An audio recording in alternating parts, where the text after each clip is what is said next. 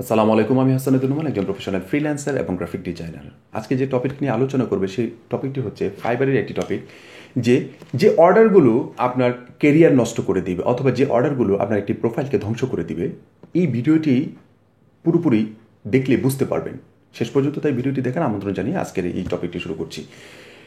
সর্বপ্রথম মনে রাখবেন, কোনো বায়ার আপনার ক্যাটাগরি বাদ দিয়ে যদি আপনার কাছে আসে, আপনি যদি মনে করছেন, আপনার কাছ থেকে মনে করছেন আপনি এই কাজটি পারবেন, তাহলে অবশ্যই কাজটি করবেন, নির্দ্বিধায় আপনি কাজটি করতে পারেন। আর যদি মনে হয় যে না, আমি এই কাজটি করতে পারবো না, তাহলে বায়ারকে বলবেন যে আমি অন্য কাজে বিজি আছি। আপনি যদি মনে করেন আপনি তার কাছে ছোট হবেন না, তাহলে বলে দিবেন যে আমি অন্য কাজে বিজি আছি, তুমি অ্যানাদার ওয়ানকে খুঁজে নাও অথবা অন্য কাউকে কাজটা দিয়ে দাও। এই ধরনের একটি টপিক সুন্দর করে গুছায়ে আপনি বলে দিবেন। এবং কি, এটা যত দ্রুত, as soon as possible, ASAP. এই এএসএপিটা খুব ইম্পর্টেন্ট একটা বিষয়। আমি একটু মজার ঘটনা বলে ফেলি একেবারে শর্ট টাইমে। এক বায়ার আমি তো গ্রাফিক ডিজাইন রিলেটেড কাজ করে একটা ফাইল দিছে, দেওয়ার পরে লিখছে যে এএসএপি। যদি অনেক প্রথমের দিকে আমি তো এএসএপি বুঝি না, আমি যে এইটা আবার কী ফরম্যাট, তা সে আমাকে একটা গুগলের লিঙ্ক ধরায় দিল। গুগলের লিঙ্ক ধরায় দেওয়ার পরে আমি সুন্দর করে দেখলাম যে এএসএপি হচ্ছে অ্যাজ সুন অ্যাজ পসিবল। গতকালকেও, আজকে যে ভিডিওটা রেডি করছি, গতকালকেও এক ব্যক্তিকে বললাম, সে আমাকে বলছে ভাই আপনি আমাকে কখন জানাবেন। আমি লিখছি যে এএসএপি। তা বলতেছে ভাই এই বিষয়টা বুঝলাম না, আমি কি বলতে পারি। তখন আমারও সময় ছিল না তাকে বিষয়টা বোঝানোর জন্য, ঠিক আছে, কারণ আমিও কিন্তু এরকম এক সময় এই টাইপের মগা ছিলাম। যে আমাকে এই জিনিসটা করছে সেও কিন্তু এক প্রকার মগা। মগা তো বোঝেন, মানে বলদা টাইপের আর কি। এটা সবাই সবার জায়গা থেকে এক সময় থাকে, কোনো এক সময় এক্সপার্ট হয়ে যায়। এই বিষয়টা যখন আমি জেনে ফেলছি, হয়তো বা সেই বিষয়টা জানেন, আমি তাকে ছোট করছি না, এই বিষয়টা সে জানে, তাকে জানানো উচিত ছিল আমার, কিন্তু আমি সময় পাইনি ওইভাবে বোঝানোর জন্য। এই জন্য ওই বায়ারটাকে আপনি বলবেন যে আমি যদি তোমার কাজটা করতে না পারি, কিংবা যদি করতে পারি তো ভালো কথা, করতে না পারলে আপনি তাকে অন্য কোথাও ট্রান্সফার করে দেবেন, অথবা আপনার যদি কারো রেফার থাকে তার কথা বলে দেবেন যে তুমি অ্যানাদার ওয়ানকে খুঁজে নিতে পারো। এটি একটি বিষয়। আর কখনো যদি আনফর্চুনেটলি আপনাকে যদি বলে দেয় কোনো বায়ার যে এই কাজটা, তুমি তো এই রিলেটেড কাজ করো, এই কাজটা তোমার একটু ভিন্ন প্রক্রিয়ার, তখন আপনি কি করবেন, বলবেন যে আমি তোমার কাজটা কমপ্লিট করে দিব, দেন তোমার কাছ থেকে অর্ডার নিব। এটা খুবই ইম্পর্টেন্ট একটা বিষয়। আপনি বলবেন যে ভাই সে যদি টাকা না দিয়ে চলে যায়, চলে যাক, সমস্যা নাই, কোনো সমস্যা নেই, সে আমাকে টাকা না দিয়ে চলে যাক, কয় ডলার আর সে নিয়ে চলে যাবে।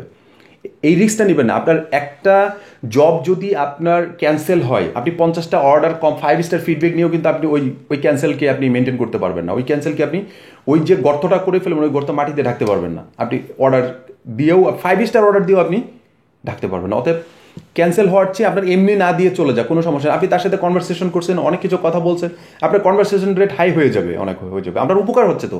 কিন্তু আপনি যখন একটা টাকার লোভে যখন আপনি ওই জিনিসটাকে নিয়ে নেবেন, তখন কিন্তু আপনার ক্ষতি হয়ে যাবে। অতএব কোনো বায়ার যদি এই ধরনের মানে আননেসেসারি টপিক নিয়ে যদি আপনার কাছে আসে, যেটা আপনার ফাইবারে আপনি ওই কাজগুলো করছেন না, তারপর আপনার কাছে আসছে, আপনাকে বলতেছে যে তুমি এরকম করো, আপনি সুযোগ নেবেন, সমস্যা নেই, যে হ্যাঁ আমি কাজটা করে দিচ্ছি, যদি তোমার পছন্দ হয় দেন আমি তোমার কাছ থেকে অর্ডার নিব, তুমি আমাকে পে করিও। এই ধরনের কথা বলে সুন্দর করে যখন কাজ করে দিতে পারবেন, তখন বায়াররা কিন্তু তাদের নিজের জায়গা থেকে ওই সেলারের প্রতি অনেক ট্রাস্টি হয়ে যায়। যখন ট্রাস্টি হয়ে যায়, দেন অনেক কাজ পাওয়া যায় পরবর্তীতে। এই ধরনের এখন পর্যন্ত আমি যত বড় বড় ক্লায়েন্টগুলো পাইছি, এই সিস্টেমে পাইছি, এই টেকনিকেই পাইছি।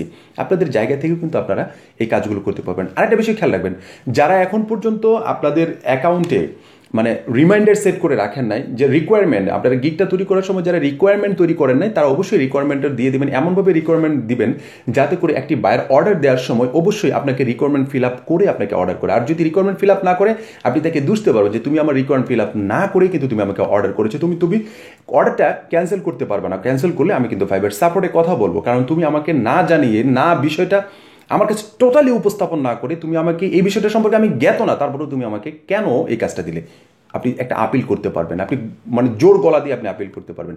যখন এই ধরনের কথা একটা বায়ারকে দিয়ে ফেলবেন, যখন সে আনফর্চুনেটলি আপনাকে এরকম অর্ডার করে ফেলবে, তখন কিন্তু সে আপনাকে একটা ভালো ফিডব্যাক দিয়ে যাবে। আপনি তাকে বিষয়টা বোঝানোর চেষ্টা করবেন যে তুমি আমাকে অর্ডার করেছো, তুমি যদি আজকে এই অর্ডারটা ক্যান্সেল করো, তোমার $5 হতে পারে, তুমি যদি অর্ডারটা ক্যান্সেল করো তাহলে আমার এই ধরনের প্রবলেম হবে। আশা করি তুমি আমার বিষয়টা বুঝে তুমি আমার অর্ডারটা ক্যান্সেল করবে না। এই বিষয়টা খুব স্মুথলি বোঝানোর চেষ্টা করবেন। এই স্মুথলি বোঝানোর জন্য পরবর্তী একটা ভিডিও রেডি করবো আপনাদের জন্য, যে এই স্মুথ মেসেজগুলো কীভাবে রেডি করতে হয়। একবারে স্ক্রিন টু স্ক্রিন আপনাদেরকে দেখাই দিব, কারণ স্ক্রিন টু স্ক্রিন দেখাতে একটু কষ্ট হয় আমার জন্য, ঠিক আছে।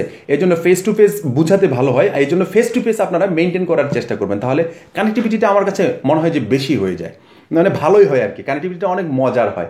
এই জন্য আপনাদের সাথে ফেস টু ফেস কথা বলতে আমি বেশি পছন্দ করি, আর ফেস টু ফেস বুঝাতেও আমার মনে হয় অনেকটা ভালো লাগে। আপনারা যারা এখন পর্যন্ত আমাদের চ্যানেলটি সাবস্ক্রাইব করেন অবশ্যই সাবস্ক্রাইব করেন, পাশাপাশি বেল আইকন কিন্তু ক্লিক করার পরে অলে ক্লিক করবেন যাতে করে সর্বপ্রথম নোটিফিকেশনগুলো আপনারা পেয়ে যান। সবাই ভালো থাকবেন, সুস্থ থাকবেন। ধন্যবাদ সবাইকে। আসসালামু আলাইকুম।